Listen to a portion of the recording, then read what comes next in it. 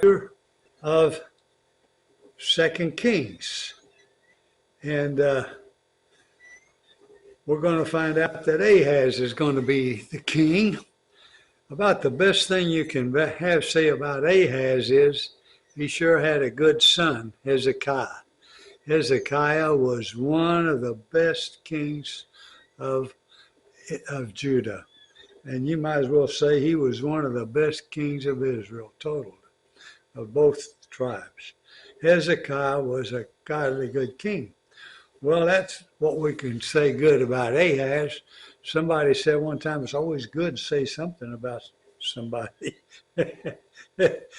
Well, we could say that about Ahaz.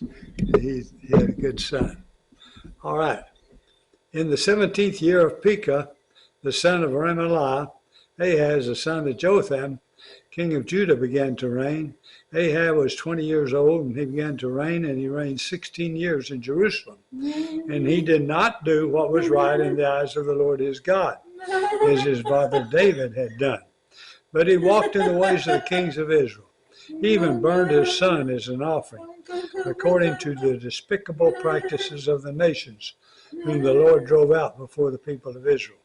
And he sacrificed and made offerings on the high places and on the hills and under every green tree.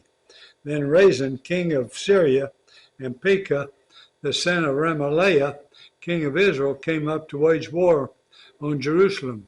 And they besieged Ahaz, but could not conquer him. At that time, Rezin, the king of Syria, recovered Elath for Syria, and drove the men of Judah from Elath, and the Edomites came to Elah, where they dwell to this day. So Ahaz sent messengers to Tiglath-Pileser, it's a nice name, king of Assyria, saying, I am your servant and your son. Come up and rescue me from the hand of the king of Syria and from the hand of Israel, who are attacking me.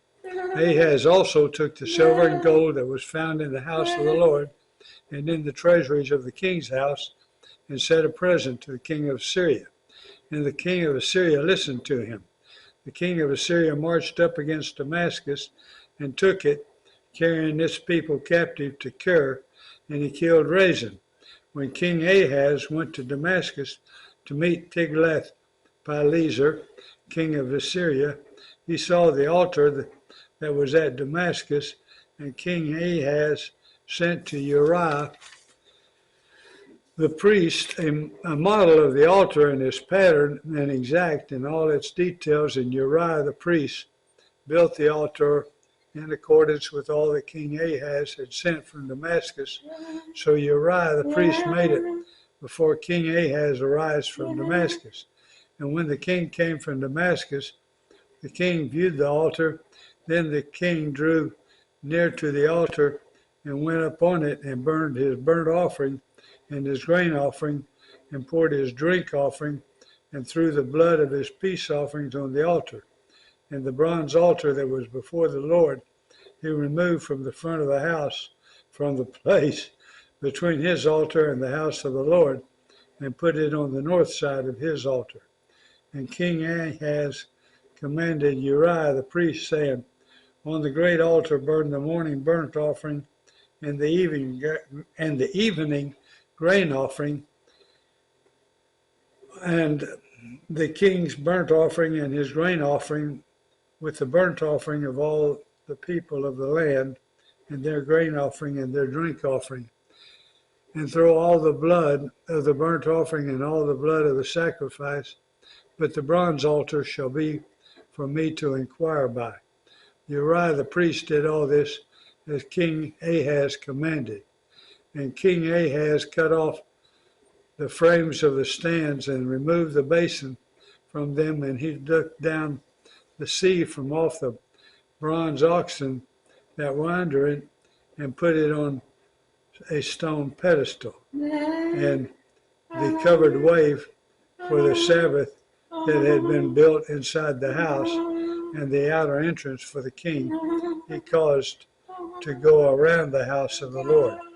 Because of the king of Assyria, now the rest of the acts of Ahaz, that he did, are they not written in the book of the Chronicles of the Kings of Judah?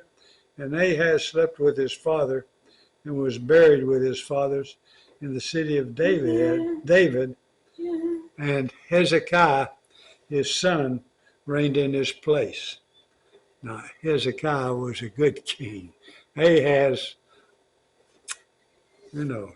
Okay, now we're going to Jeremiah, the 29th chapter of Jeremiah.